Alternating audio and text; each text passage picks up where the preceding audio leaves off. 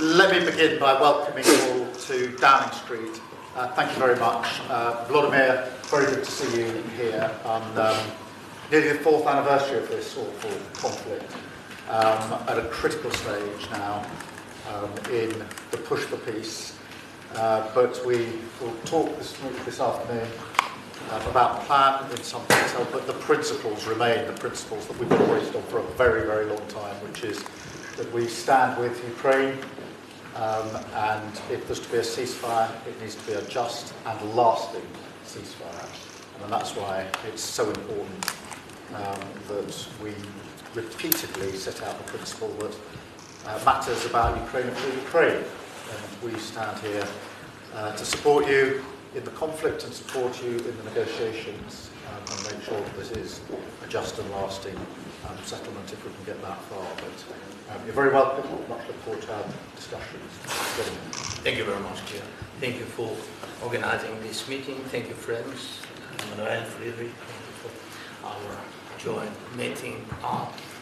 I think that is very important now to organize such a meeting, to meet and discuss very sensitive issues regarding to peace talks, what we had in the United States and between us, and our team came back, and I think that they will brief us after talks with the American team and after talks of Americans with Russians. I think there are a lot of what we have to discuss, to speak about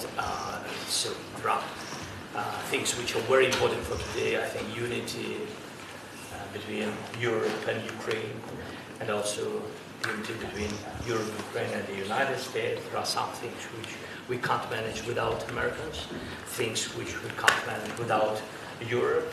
And that's why we need to make some important decisions. So thank you very much for this day. Thank you. Emmanuel.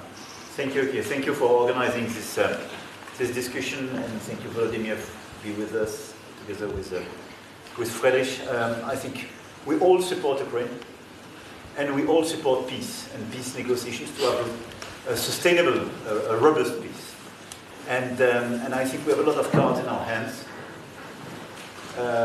The financing and the furniture of equipment and training programs to Ukraine, the fact that Ukraine is resisting in this war, and the fact that the Russian economy is starting to suffer, especially after our latest sanctions and the US sanctions. And now I think the main issue is the convergence between our common positions, Europeans and Ukrainians, and the US to finalize these peace negotiations and re-engage a new phase in the best possible conditions for Ukraine, for the Europeans, and for our collective security. Thank you. Thank you, Prime Minister Keir Starmer, for having us here in 10 Downing Street in London today. I highly appreciate that we are having the opportunity to see you, Volodymyr, together with Manuel, and talking about the upcoming days, because this could be a decisive time for all of us. So we are trying to continue our support for Ukraine, as you know. On the other hand, we are seeing these talks and negotiations in Moscow and in the US. I'm looking forward to hear from you what the outcome of these talks might be. And we are still and remain strongly behind Ukraine and giving support to your country, because we all know that this, the destiny of this country is the destiny of Europe. So that's the reason why we are here, trying to figure out what we can do.